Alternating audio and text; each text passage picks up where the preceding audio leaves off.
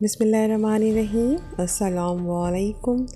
امید کرتی ہوں آپ سب خیریت سے ہوں گے۔ حضرت یوسف علیہ السلام کے دل میں ابھی تک ایک خلا سا تھا، اس لیے وہ ہمیشہ خدا کو جاننے کے متلاشی رہتے تھے۔ ان کے بابا بھی بڑی خوشی سے خدا سے متعلق اپنے تجربات کے بارے میں اپنے بیٹے سے باتیں کیا کرتے تھے۔ اس طرح وقت گزرنے کے ساتھ باپ بیٹا ایک دوسرے کے بہت قریب آ چکے تھے۔ آخر وہ دن بھی آ پہنچا جس کا مدت سے سب کو اشتیاق تھا، وہ دن جو حضرت یعقوب کی حسرتوں کی تکمیل کا دن تھا، وہ دن جو حضرت یوسف کے خوابوں کی تعبیر کا دن تھا، وہ دن جو بچھڑے ہوئے باپ بیٹوں کی ملاقات کا دن تھا۔ ہاں، وہ دن ایک عظیم دن جب قافلہ آخر کار اپنے آبائی علاقے جبرون کی سرزمین میں داخل ہوا۔ ان کا بڑی گرم جوشی سے استقبال کیا گیا۔ لوگوں نے حضرت یعقوب کو بتایا، تمہارا باپ بہت بوڑھا ہو چکا ہے، وہ تو کب کا مر چکا ہوتا، لیکن ان دن کی آرزو نے اسے ابھی تک زندہ رکھا ہے۔ حضرت یعقوب اپنے بچھڑے باپ کے پاس خیمے میں تنہا گئے، بالکل اسی طرح جیسے عرصہ پہلے وہ اس میں داخل ہوئے تھے۔ پھر گھٹنوں کے بل گر کر گڑ گڑائے، بلک بلک کر روئے، بابا مجھے معاف کر دو، بابا میں خود غرضی میں اندھا ہو گیا تھا، میں نے تمہیں دھوکہ دیا، ایک اندھے باپ کو دھوکہ دیا، اسے یہ یقین دلا دیا کہ میں یعقوب نہیں عیسو ہوں، میں ہر قیمت ہر پہلو اٹھے کی برکت حاصل کرنا چاہتا تھا، میں جانتا تھا کہ میں ان کا حقدار نہیں ہوں، اس لیے یہ ناجائز طریقہ اختیار کیا، لیکن خدا نے مجھے ڈھونڈ نکالا، میں تمہارا گناہ گار ہوں، بابا مجھے معاف کر دو۔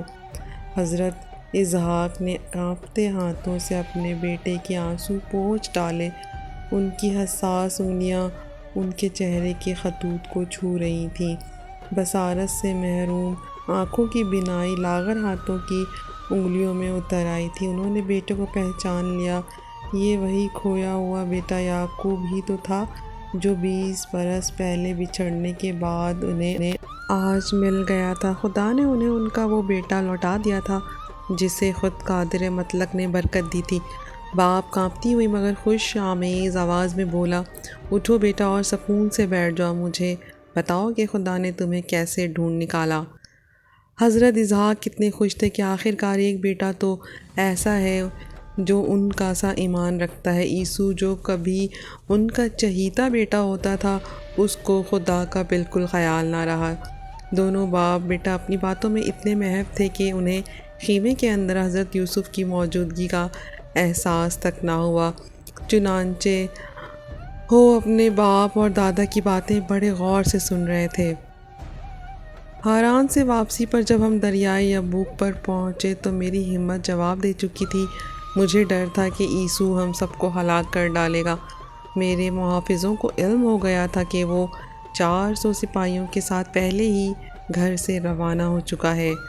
عیسو سے ملنے سے پہلے مجھے خدا کے حضور آنے کی ضرورت شدت سے محسوس ہوئی تاکہ اپنے ماضی کے غلط طور طریقوں سے توبہ کر کے خداوند سے اپنا رشتہ استوار کروں۔ بابا یقین مانیے میرا جی چاہتا تھا کہ میں بالکل اکیلا ہو جاؤں، بس میں نے سب لوگوں حتیٰ کہ اپنے خاندان کو بھی یبوک پار کروا دیا۔ آپ تو جانتے ہیں کہ اس جگہ پر دریا کے پانی کا اتنا شور ہوتا ہے کہ کان پڑی آواز سنائی نہیں دیتی۔ اس سے میں کچھ گھبرا سا گیا، پھر میں نے پکار کر خدا سے کہا، اے خدا میں حاضر ہوں، تو جیسا سلوک مجھ سے کرنا چاہتا ہے کر لے۔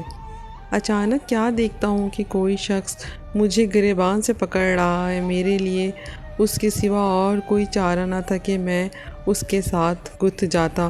میرا حریف مجھے مار ڈالنے کے در پہ تھا۔ جب لڑائی خوفناک حد تک بڑھنے لگی تو مجھے معلوم ہوا کہ میں تو خداوند کے فرشتے سے کشتی لڑ رہا تھا۔ پھر میں جان گیا خدا چاہتا ہے کہ یا تو میں پوری طرح سے خود کو اس کے سپرد کر دوں یا پھر بالکل چھوڑ دوں۔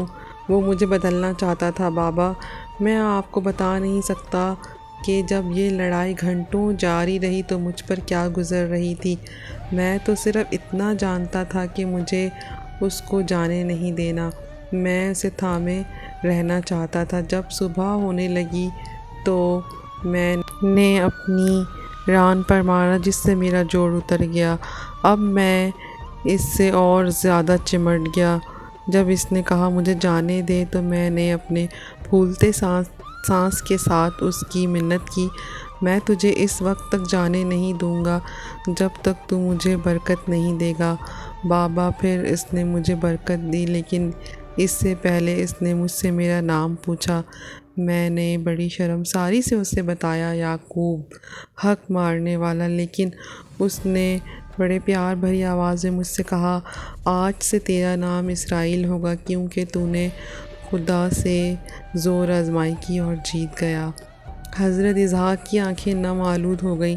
ٹھیک ہے، خدا نے تمہیں ڈھونڈ نکالا، تم بالکل بدل گئے ہو۔ کاش تمہاری ماں یہ سب کچھ سننے کے لیے آج زندہ ہوتی۔ حضرت یعقوب کو یوں لگا جیسے ان کے بوڑھے باپ کی زندگی کا مقصد پورا ہو گیا ہو۔ جوں ہی انہوں نے بات ختم کی، حضرت اسحاق نے بڑے اطمینان سے دم دے دیا۔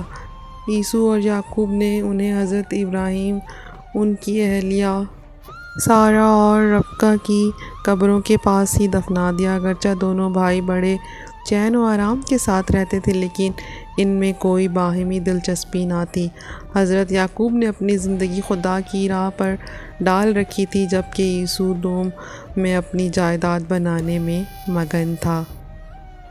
تو پیارے سامعین، ویڈیو پسند آئی ہو تو پلیز میرا چینل سبسکرائب کریں۔ شکریہ۔